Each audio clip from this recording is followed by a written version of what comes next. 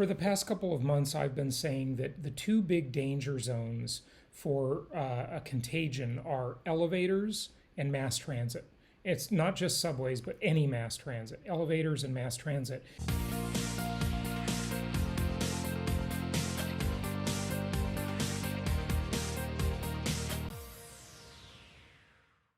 But when you live in a place like San Francisco, New York City, downtown LA, downtown San Diego, downtown Seattle, whatever, any, Chicago, Miami, New Orleans, any high density environment, you still, everywhere you go is crowded.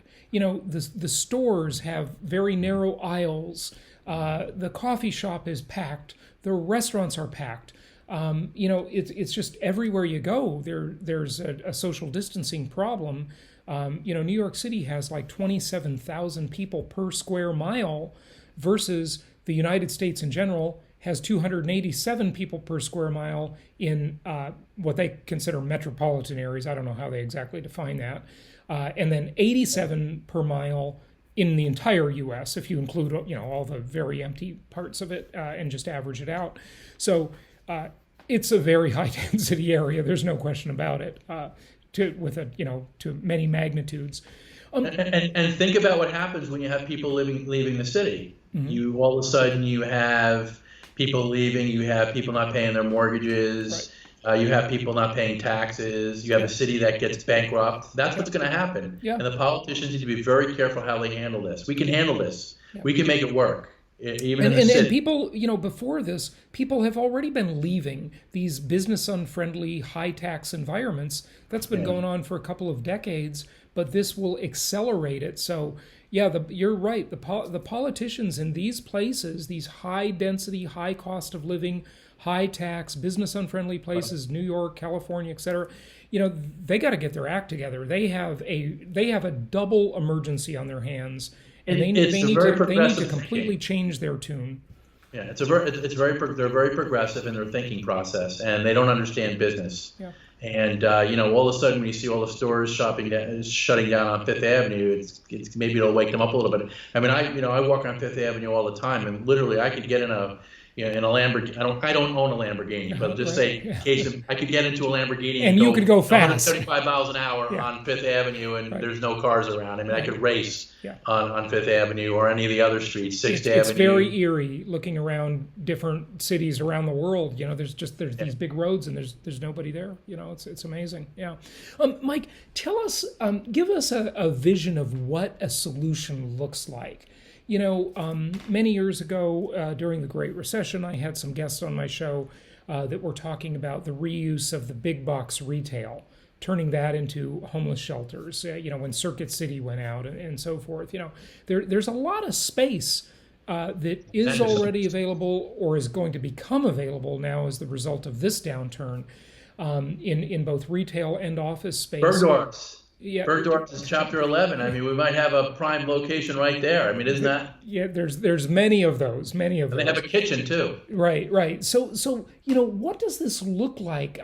Do we have the government,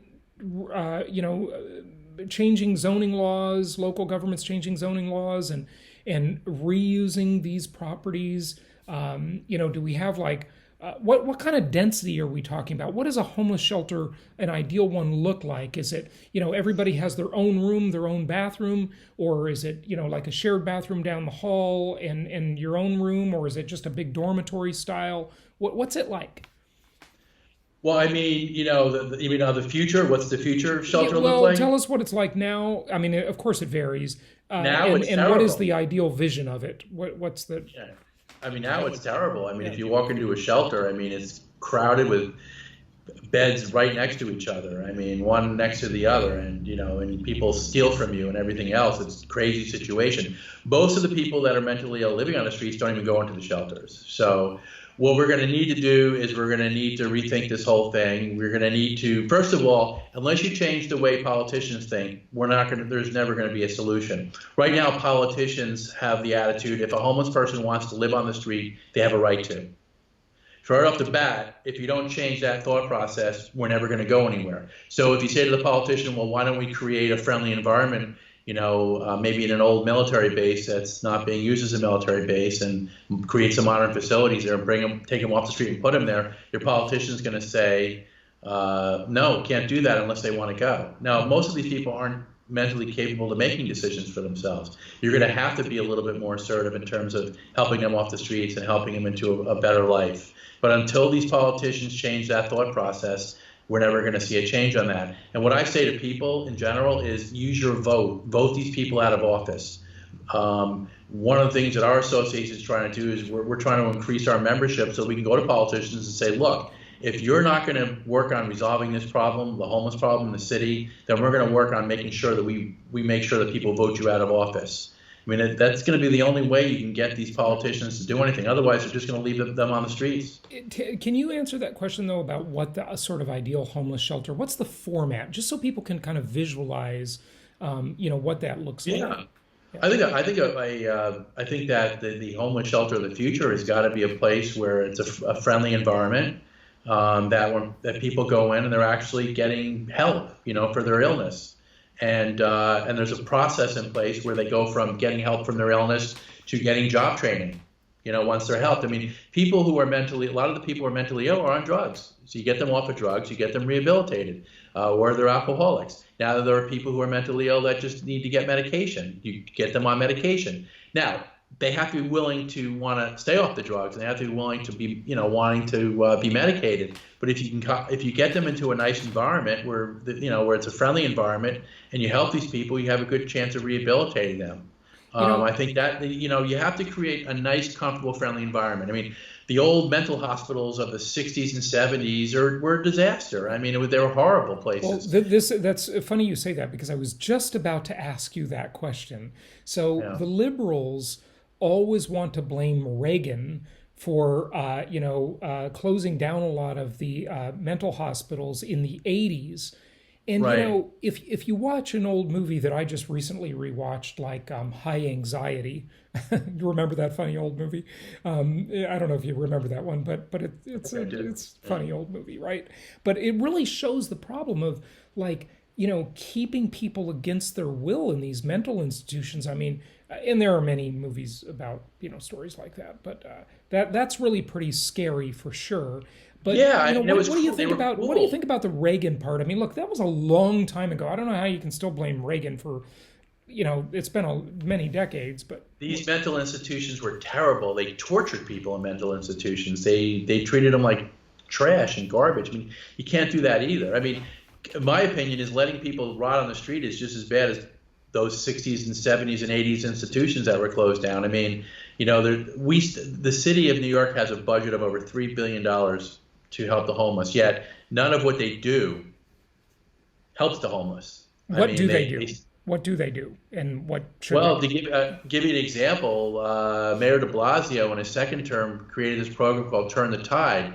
He's spending over $1 billion to open up new shelters in the city, buildings that are owned by slumlords who are making millions and millions of dollars on this, and these centers are going to be managed by these outside organizations that are going to make millions of dollars. The politicians get lots of donations from these groups, and those are the people that benefit from it, and the people that don't benefit are the homeless, because most of the homeless people don't go into these facilities. These facilities don't rehabilitate people. They're almost like the institutions of the 70s and 80s, pretty much. I mean, you go in there, it's a horrible environment. It's a terrible place. It's a mean place to be in, and nobody wants to be there. People would rather, think about this. Instead of sleeping on a comfortable bed or a cot, they'd rather sleep on a cold street, right, where it might be raining or it might be, snowing or 20 degrees below zero. I mean, that's how bad. That's amazing. It must be pretty bad if they're willing to, say that the street is better. And the other thing is they have an early release program for a lot of the criminals, and they let them out, and then they go into these shelters. Mm-hmm. And then the other thing they do is they spend millions and millions of dollars on these 5-star hotels. I mean, it just makes absolutely no sense. They're not doing anything to solve the homeless problem. The homeless people are struggling. They're crying for help, and they're not getting it. And when you have a budget of, believe me, if I was managing a budget of $3 billion, we wouldn't have a homeless crisis in the city like they have right now. Yeah, that's unbelievable. Well, we all know that there's a lot of crony capitalism and payola behind all of that, and lobbying and bribes and all kinds of really disgusting activities. It's disgusting. It's all about raising money to run for elections. Yeah. Run for Of course. to run for a position, and it's disgusting. And I see it all the time in the city, Yeah. and it really gets me sick. No, And you know what? You and I and everybody else, we can control this. Yeah. We can vote people out. We have a voice if we want it, but people don't use their voices to make change. Yeah, And that's good the stuff. problem. Mike, give out your website. It's www.centralparkcivicassociation.com. That's So- www.centralparkcivicassociation.com. centralparkcivicassociation.com. Mike, thank you so much for joining us. It's my pleasure. I'm going to read up on all your books. Good stuff. Thank you. And listen to the podcast. That's more important. I'm going to do that too.